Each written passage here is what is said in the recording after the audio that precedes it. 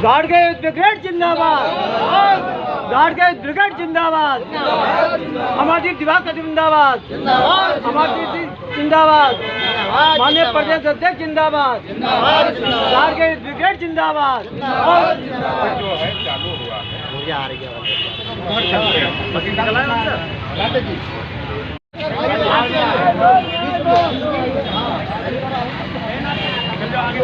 शांति के साथ चलेंगे, बस 2-4 नारे लगाएंगे और ममता को न्याय दो।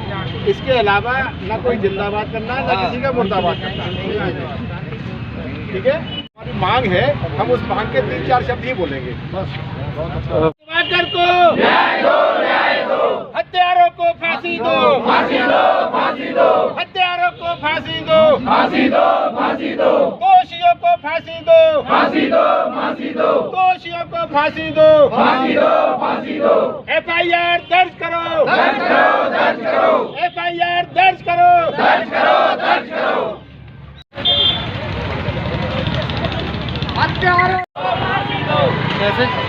हत्यारों को फांसी दो, मनमानी को न्याय दो, न्याय दो, न्याय दो। हमारी बहन को न्याय दो, न्याय दो, न्याय दो। हमारी बहन को न्याय दो, न्याय दो, न्याय दो।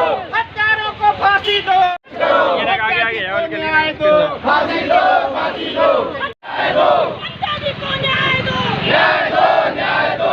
हत्यारों को फांसी दो, फांसी दो, फांसी दो। बलात्कारियों को फांसी दो, फांसी दो, फांसी दो। हत्यारी को न्याय दो, न्याय दो, न्याय दो।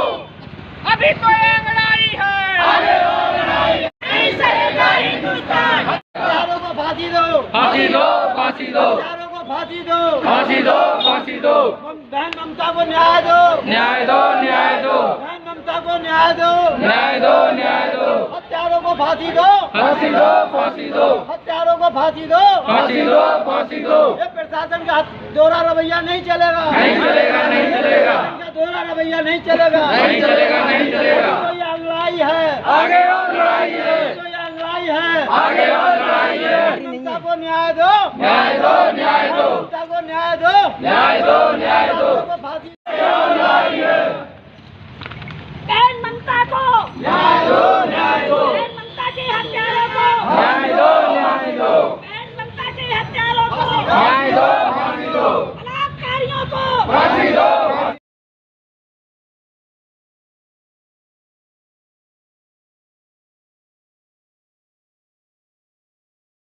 छोटे तबके के दबे कुचले लोगों को जीता रहने का अधिकार नहीं। क्या दलित ऐसे दबते रहेंगे, इनके साथ अत्याचार? जब तक दलित नहीं जागेगा तब तक ऐसे ही अत्याचार होते हैं। तो FIR दर्ज न होना प्रशासन सोया हुआ है? प्रशासन सोया हुआ है या प्रशासन मैनेज हो गया है? प्रशासन मिला हुआ है, प्रशासन दोषियों से मिल चुका है पहले ही, इसलिए FIR हमारी दर्ज नहीं हो रही। वरना तो ये होता है कि पहले FIR दर्ज होती है, उस FIR दर्ज होने के बाद जो भी पीड़ित आता है सबसे पहले FIR दर्ज होती है।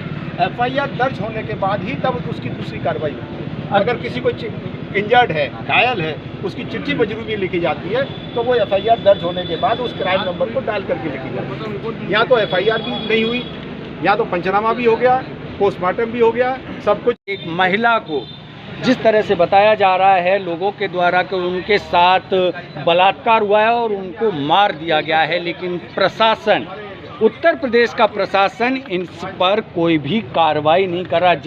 जिला प्रशासन है एटा का, इन्होंने इनकार कर दिया है कि उन्होंने इसको पूरी तरह से नेचुरल डेथ बताया है कि ये इसमें कोई नहीं है, लेकिन परिवार का और लोगों का मानना है कि वो इसको कह रहे हैं कि उनकी हत्या की गई है, उनके साथ बलात्कार किया गया है, लेकिन फिर भी प्रशासन इस पर FIR दर्ज करने के लिए राजी नहीं है। ये दर दर भटक रहे हैं, प्रशासन काम नहीं कर रहा है। आज ये ज्ञापन देने जिला अधिकारी को आए हैं। आप देख सकते हैं काफ़ी लोग हैं जो एक गुहार लगा रहे हैं इंसाफ की। वो इंसाफ जहां पर योगी आदित्यनाथ की जो नीति है जीरो टॉलरेंस, उस जीरो टॉलरेंस के अंदर उत्तर प्रदेश जो है एटा एक माना जाता है, उस एटा के अंदर इस जघन्य अपराध किया गया, लेकिन यहाँ पर प्रशासन पूरी तरह से आंख बंद किए हुए है। और पता नहीं, जब अपराध दलितों पे होते हैं तो पुलिस प्रशासन, पॉलिटिक्स, राजनीति सब एक एक तरफ खिसक जाती हैं, अपराधियों को बचाने में लग जाती हैं।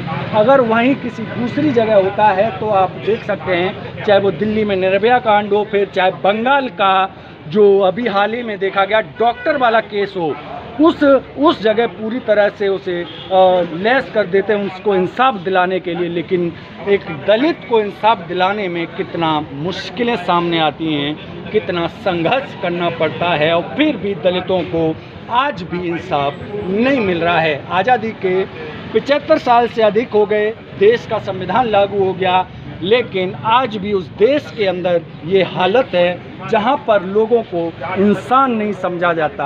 आज भी उनको जानवर, भेड़ बकरियों की तरह ट्रीट किया जाता है, चाहे वो प्रशासन हो, चाहे शासन हो, चाहे फिर लोग या फिर जो एरिया के दबंग हो, गुंडे हों, जातिवादी लोग हों, चाहे फिर वो बिल्कुल नहीं देखते हैं।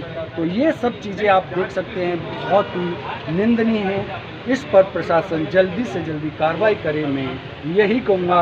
और ये वीडियो अगर जिन लोगों तक जाए, वो ममता जी को इंसाफ दिलाने के लिए, जो ममता दिवाकर हैं, उनको इंसाफ दिलाने के लिए इनके लिए आगे आएँ, और आप समझ सकते हैं इनको इंसाफ मिल सकता है। हत्यारों को फांसी दो, फांसी दो, फांसी दो, हत्यारों को फांसी दो, फांसी दो, फांसी दो, ज्ञापन लो, ज्ञापन लो, ज्ञापन लो, ज्ञापन लो, जिलाधिकारी आओ, ज्ञापन लो, ज्ञापन लो, ज्ञापन लो, जनता का अपमान करना बंद करो, बंद करो, बंद करो, बंद करो, प्रशासन से तानाशाही नहीं चलेगी, नहीं चलेगी, ज्ञापन दे दो भैया।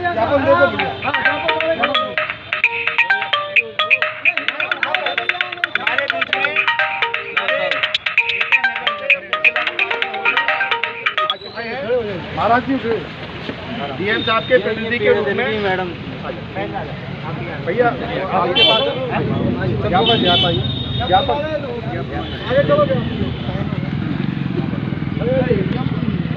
कोई बात नहीं है, डीएम साहब ये सर मैं पढ़ दूँ फोटो ले लीजिए आप लोग आगे, जरा इसको आगे से फोटो दूसरी कॉपी निकाल लेते हैं, सेकंड कॉपी आप लोगों को कोई नहीं अरे इधर फोटो निकाल लेते आ जाओ, साफ कॉपी निकाल रहे हैं, मिल जाएगी इसी कॉपी है ना।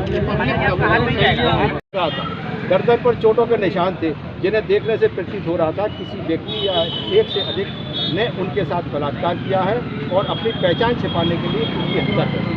क्योंकि सर पहचान दिया था उन्होंने गाँव के लोग थे। प्रार्थी ने उसी समय थाने जाकर घटना की सूचना दी, लेकिन थाना पुलिस ने कोई रिपोर्ट दर्ज नहीं की। कुछ लोगों के दबाव में प्रार्थी व उसके पिता से मीठी मीठी बात करके दरोगा जी ने पंचनामा गांव के दबंग लोगों की मर्जी से मेरे पिता मेरी मर्जी के लिखकर पंचनामा भरवाकर बहुत जल्दी पोस्टमार्टम की लाश भिजवा दिया। और सर 4-4, 5-5, 6-6 घंटे नहीं मिलते हैं, यहाँ डॉक्टर नहीं मिलते। हैरत की बात यह है कि सुबह 5 बजे पता चल रही है डेथ की और 1 बजे PM होता है हमारा। ये मैनेज हुआ है, पूरा चिकित्सा विभाग मैनेज हुआ है इसमें, मुलजिमों और कोई इंजरी नहीं दिखाई उसमें।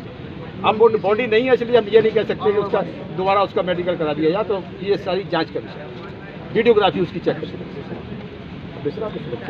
पंचनामा भरकर बहुत जल्दी पोस्टमार्टम के लिए लाश भिजवा दिया। मुलजिमानों ने संभवतः पुलिस के साथ अस्पताल से भी संपर्क करके अपनी मर्जी की पोस्टमार्टम रिपोर्ट तैयार कराई। प्रार्थी ने अनेकों बार थाने जाकर रिपोर्ट लिखने का निवेदन किया, लेकिन रिपोर्ट दर्ज न होने से प्रार्थी ने दिनांक 30/4/25 को वरिष्ठ पुलिस अधीक्षक महोदय एटा को प्रार्थना पत्र देकर उनसे मिलकर रिपोर्ट दर्ज कराने का निवेदन किया, लेकिन आश्वासन के बाद भी आज तक क्रांति की रिपोर्ट थाना लिधौली कला में इतने बड़े जघन्य हत्याकांड की दर्ज नहीं हुई है। अतः मजबूरी में श्रीमान जी के समक्ष न्याय के लिए आया है। अतः श्रीमान जी निवेदन की प्रार्थी की रिपोर्ट थाना लिधौली कला जनपद एटा में दर्ज कराकर उसकी विवेचना किसी वरिष्ठ एवं राजपत्रित अधिकारी से कराई गई। कोई आ गया ना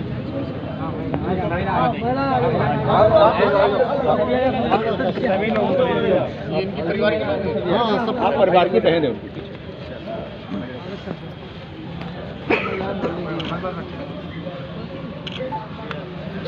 ठीक है, अभी मैं वीडियोग्राफी होती है अगर आपका